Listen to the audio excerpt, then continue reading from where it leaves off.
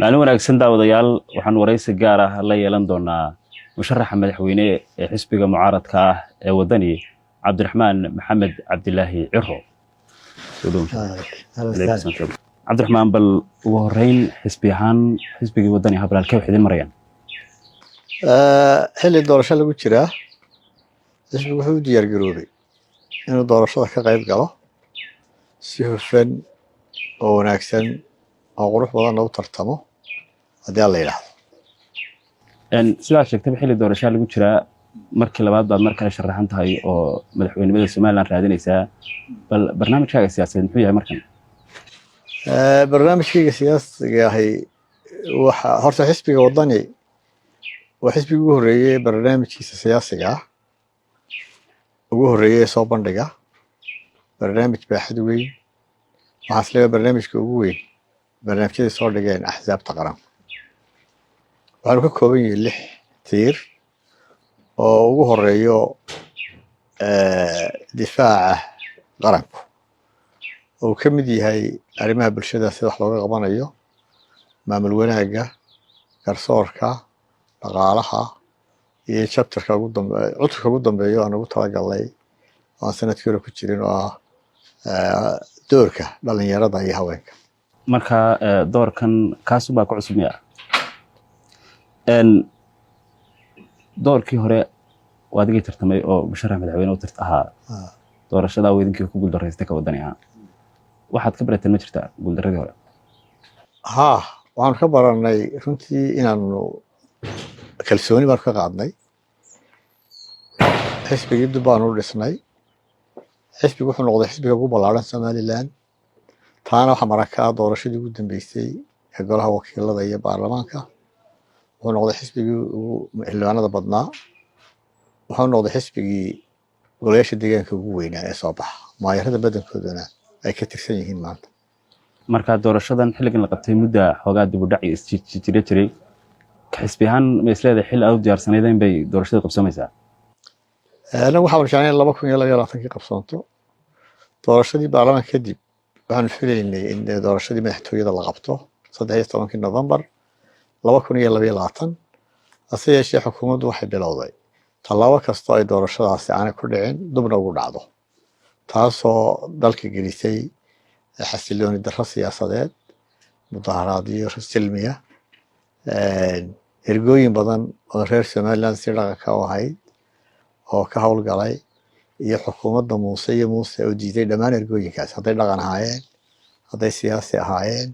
hadday ganacsato ahaayeen, hadday haldoor ahaayeen. taasi waxay bartay xukuumadda muuse iyo shacbigii ayaa isbartay. waxaana dadku markaa u diga rogtay isaan is leeyahay inay isbedel doon yihiin dhammaantood. sidaa sheegtayba doorashada markii muddo xoogaa khilaaf ka taagnaa, markii dambe odayaal dhaqan oo isxilqaamay waa kuwii qorshihii jihaynteeda qaybta ka ahaa. bal in mar kale somaliland doorka dhaqanku soo xoogeystay, adiga ka cabdiraxmaan sidee u aragtaa? doorkaasi door badbaadu ahaa. waxay dee shuruuc baa jirta dalku, shuruucdii xukuumaddu way ka tallaabsatay. xeerar baa jira, xeerarkii way ka tallaabsatay. marka odayaasha waxaa u muuqday doorkaasi inuu yahay door badbaado. waanu ahaa door badbaado. waxaanay ku guuleysteen in khilaafkii siyaasigana lasoo afjaro, doorashadiina suurta gasho. ka cabdiraxmaan ahaan iyo xisbiga wadani ahaanba 7 sanaad imika ku dhawaad mucaarad hayeen marka laga tago intii hore iyaduna sii jirtay. muddada intaa la dabcan ololaad ku jirteen, kharash badan baa xisbiga baxayay, iminka lafteeda ololo culus baa ku jirtaan. xisbiga wadani sidee dhaqaalaha u sameeyaa? xisbiga inta badan wuxuu ka helaa dad taageerayaashiisa, ama qurba joog ha noqdaan ama gudaha joogaan. xaaladda hadda somaliland ku jirto, bal adiga qeexitaankaaga iyo weerahaaga sidee u aragtaa imika halkay ku sugantay? waxaa isleeyahay somaliland waxay ku jirtaa, horta waxay ku jirtaa xaalad doorasho ama xilli doorasho. laakiin duruufo badan oo la soo darsay dee way la dhutinaysaa. hadday dhinaca dhaqaalaha tahay, xukuumaddu iyadaaba sheegtay in 30% ugu yaraan revenue collectionki ama dakhligii dalku isdhimay. sicir barar badan baa jira, xasilooni darraa jirta meelaha qaarkood. dadkii dee doorkii xukuumaddu markii qaadan kari weyday, ciidamo dee shacbiga baa samaysmay oo iyagu ay ku kaliftay halkii xukuumaddu ka ahayd inay difaacdo, iyaguna isdifaacaan.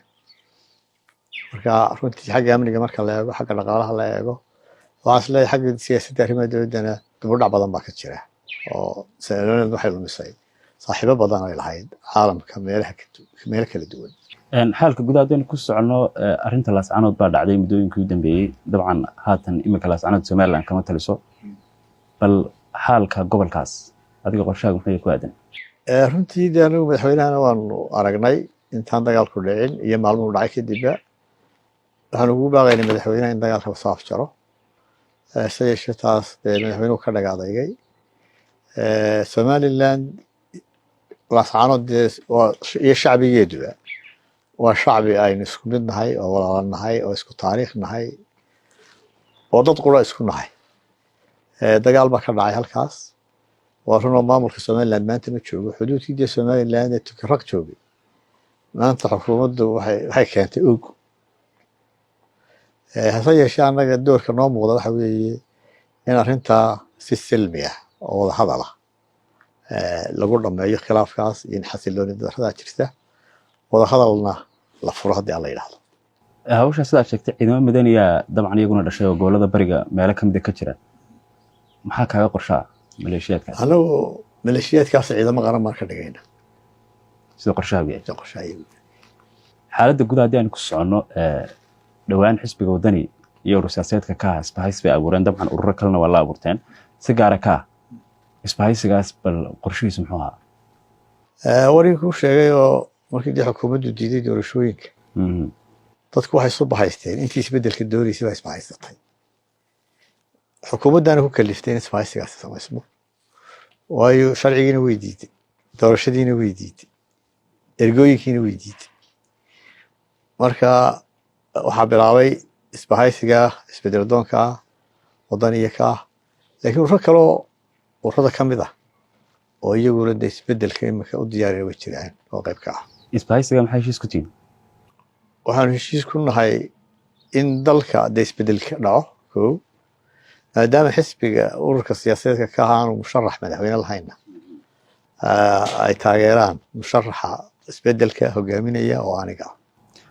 marka dabcan sida aad sheegtay iyagu musharax madaxweyne male oo adiga halka codka ku siin doonaan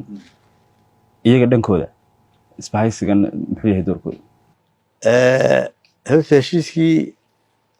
daseexani public buu ahaa oo muu qarsoonayn maadaama ururadu ay kala madax bannaan yihiin waxaa ku qoran qodobka koowaad waa laba entity oo kala madax bannaan oo tartamaya laakiin waxyaaba badan baan iska kaashanaynaa si cod haddii alla ka dhigo haddii aad madaxweyne noqoto doorka isbahaysigaa si gaara ururka ka muxuu ka noqon doonaa xukuumaddaada isbahaysiga wixii aanu dee ay ka noqonayaan xukuumadda qodob baa ku jira in xukuumadda wax laga siiyo marka dee qodobkaasi waxaaba ku qoran yahay heshiiska xaalka gudaha kale Somaliland iminka waxay heshiis kula jirtaa shirkadda DP World oo dabcan dekadii berbera maamusha kal hore markii aad gudoomiyaha baarlamaanka waxa la xasuustaa inaad heshiiska ka soo horjeeday dabcan sida hawshaas u muuqatay weli ma aragtidaad qabtaa mise waxa iska bedelay horta ansax halkaas aanu kama soo horjeedin berigaana xukuumadda kulmiyin baa waxaa fidinaysay anigu waan taageersanaa waxay horumar dalka usoo kordhayana waan taageersanaa marka xilligaa wixii aad diidaneen muxuu ahaa beriga waxaan diidanaa xukuumadda waxaan isku haysanay heshiiskii aan la gashay DP World xaq baa u leedihin inaad gashaan baarlamaanka keena intaas baan isku haysanay marka weli doodii waad qabtaa in heshiiskaasi uu weli muhimad ku jiro ay tahay in la isla eego heshiiskaasi meeluu yaala anigu ma arag hadda xafiiska ugu imaadana waan eegi doonaa laakiin anigu guud ahaan DP World waan soo dhaweynayaa maalgashiga ay dalka gashatayna waan soo dhaweynayaa wixii dambe gashanaysana waan soo dhaweynaya iminka sida ay wax u wadaan dekadii berbera uga wadaan waa sida aragtaa anigu dekadda waxaan isleeyahay wax shaqo wanaagsan bay ka qabtay dekadii waa casriyeeyeen adeegeedii way tayeeyeen marka waxaan isleeyahay maalgashi loo baahnaa baa maalgashigaas dhanka arrimaha dibadda Somaliland haatan waxay xiriir gaar ah kula jirtaa Taiwan xiriirkaas Somaliland iyo Taiwan u dhaxeeya mowqifkaaga adiga ka Cabdiraxmaan Ciraan muxuu yahay bisguud anigu si guud ama Taiwan ha noqoto ama cid kale ha noqotee ciddii Somaliland heshiis la galayso wax la qabsanayaan kama soo horjeedo marka waxaad leedahay xiriirkaasi waa xiriir habboon oo aan haddii aad timaadana dabcan aad hawlka ka soo wadi doonto anagu wixii Somaliland u dana waa sii wadayna haddii alla ka dhigo laakiin dee waxa laga yaaba mararka qaarkood in dib u qiimeyn baa kolliba la samayn doonaa maxaynu dalalkan xiriirka leenahay maxay yihiin maxaynu kale soo kordhin karnaa marka arrintaasi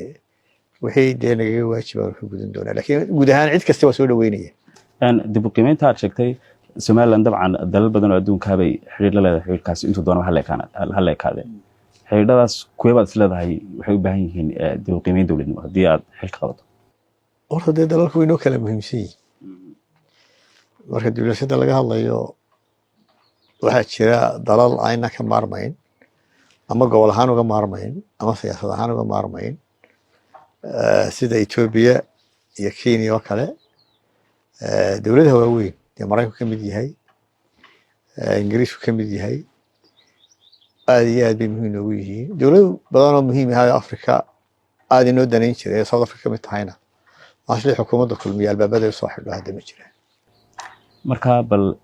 dalalkaasi gaarada qorshahaaga muxuu yahay hastay anigu waxaan doonaynaa wixii Somaliland ay saaxiib ahaan jireen ee meesha ka baxayna la doono dalalka aynu muhiimadda gaar ah siinayna Ingiriisku ka mid yahayna Ingiriisku waxaa jiray qolo la yiraahdo All Party Group oo labada aqalba ka samaysnaa oo Somaliland lobby u ahaa ama ololeyn jiray groupka aadka u ballaaran iminka Somaliland ma ololeeyo waxay la baxeen groupkii Soomaaliya oo Soomaali bay hadda magaciisa sitaan waxay kaalintaana waxa gabay oo dee meesha uga baxeen awgeed dee maamulkii Somaliland inna maamulay marka aragtaan waxaad qabtaa in siyaasadda arrimaha dibadda Somaliland meel badan ka gaabsay loo baahan yahay in dib waxaan qabnaa in Somaliland saaxiibadeedana la kordhiyo walaalkeena saaxiibnahayna xiriirkeeda la wanaajiyo oo la sii kordhiyo wixii cusub la sameynayna ay noo soo kordhaa dhawaan xukuumadda hadda joogta sanadkan horaantiisii waxay heshiis la gashay Ethiopia heshiiskaas oo dabcan safgarad ahaa welina aan sharciyoobin ka wadan ahaan mowqifkiina heshiiskaas muxuu yahay BBC haysan moodaya anagu mowqifkayaga bisha labadeedii January 1 baa la saxay heshiiska oo maxay wadanina wuxuu soo saaray mowqifkiisii labadii bisha January guud ahaan waxaanu tilmaanay inaan wax kasta Somaliland soo kordhiya oo danaheeda aan waafaqsanahay xukuumaddu heshiis way gali kartaa si taa hore aad sheegaysay DB-da kale laakiin xeerarkan waxay tilmaamayaan in la keeno baarlamaanka heshiis kasta xukuumaddu gashay madaxweyne Muuse markii uu heshiiska saxay wuxuu sheegay inuu bilki gudaheed ku keeni doono baarlamaanka waxaan maraynaa bishii tobnaad baa imika dhamaanaysa tii 11aad baa bilaabmaysa waa muddo 10 bilood imika ayaa ka dambeeyey saa ka warqabta dee baarlamaanna lama keenin shacbigana looma soo bandhigin laakiin guud ahaan anagu wax kastoo Somaliland soo kordhaya kama soo horjeedno dee waa inay wadadii saxahayd ay maraan haddii aad madaxweyne noqoto oo safgaradkaasi qorshahaagu ma sii wadid baa mise waa anagu si guud in principle wixii heshiisya Somaliland ku jirtay waa sii wadaynaa wixii dee u baahan markaa xukuumadda inay kala hadasho dowladaha khusaysan waa kala hadlayna marka waxay ka dhigan tahay heshiiskaas safgarada ee Somaliland iyo Ethiopia hadda u dhaxeeya haddii aad xilka qabatay inaad sharciyeyn doontaan dabcan wadada aad sheegaysa haddaan la soo marin aad marin doonto dowladda heshiiskii ma aragay markaan aragno aan doonaynaa in dariiq sharci u maro marka dib u qiimeyn baa ku samayn doontaa haddii alla yidhaahdo arrinta wadahadalada Somaliland iyo Soomaaliya sida wuxuu aragtaa qaabka u socdaan wadahadalada Somaliland iyo Soomaaliya dee dunidu markii hore xilligii Siilaanyo in badan baynu ictiraafka raadinaynay dadkana in been la sheega maaha shacbiga xukuumaduhu oo ugu weyneyd xukuumadda Ingiriisku David Cameron oo ra'iisul wasaaraha Axmed Maxamed Siilaanyo wuxuu ku yiri wada hadla ictiraafkiinu wuxuu xirinayaa Soomaaliya la hadashaan shirkii hore la dhanbaa lagu qabtay waase dariiqiisi waa laga yara duway oo markaa dunida oo dhan baa nagala soo qayb gashay wasiirka arrimaha dibadda Mareykan baa yimi shaqo waaweyn oo Yurub oo dhan way timi intii dambe meel cilaaba lagu hayay wada hadalka oo midhaba ka soo bixin marka waxaan qabnaa haday danta Somaliland ku jirto in la wado wasi wadayna marka waad sii wadi doontaan barnaamijka yar ku cadahay waxaan yeelaynaa hadii la yiraahdo dhowr jeer dadka ku dhalila si gaara maxaafadka waxay dhahaan Cabdiraxmaan wuxuu ku xidhan yahay Soomaaliya dhinacaas eedan xad kale anigu muuse iyo dhowaan isleeyahay soomaaliya oo laba jeerna farmaajo ku casuumay hargeysa oo dirqi lagaga reebay sida la sheegayay waxaa u aqbalay beriga inuu madaxweynaha soomaaliya noqdo dee waxaa diiday odayaashii iyo baarlamaankii iyo wasiiradii halkan jooga marka xadladaas aniga ima sheegatay iyagaa iga dhow maalintii la waday Jabuutina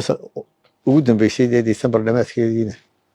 arrinta midnimadii kala wada hadlayay ilaa hadda may sheegin waxay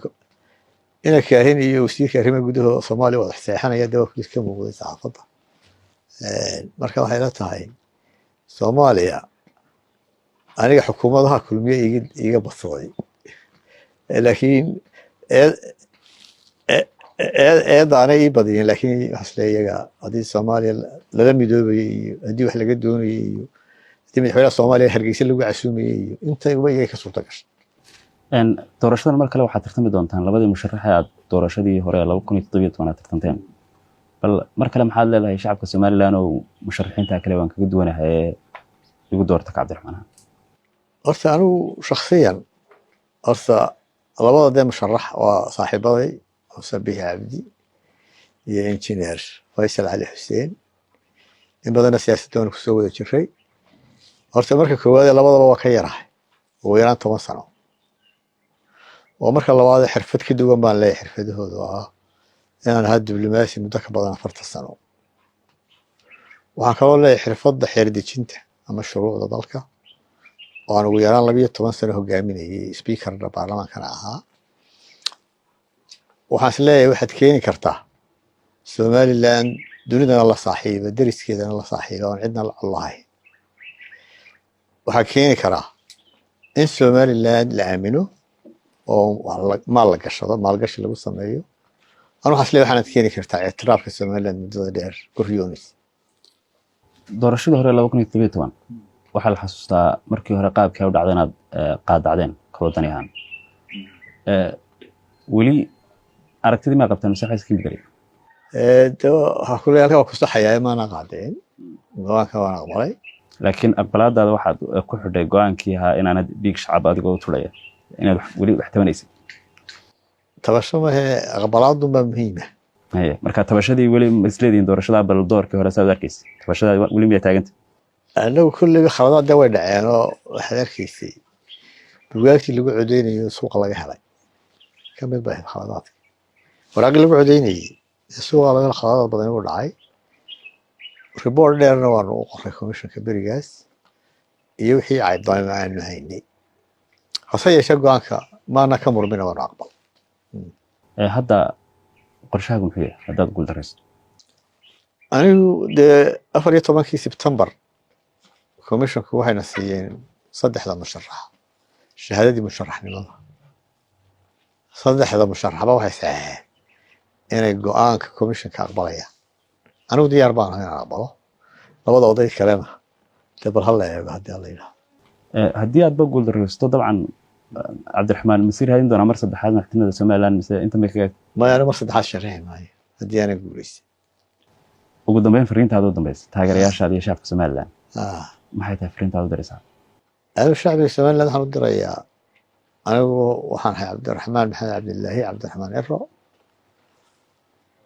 waxaan hogaaminayaa isbeddelka Somaliland doonayso shacbiga Somaliland dhamaantii ama degmo kasta ka soo jeedo ama deegaan kasta ka soo jeedo waxaan weydiisanayaa codkooda iyo inay taageeraan isbeddelka iyana codeeyaan si Somaliland isbeddelkaasi u yimaado waad mahadsantahay insha Allah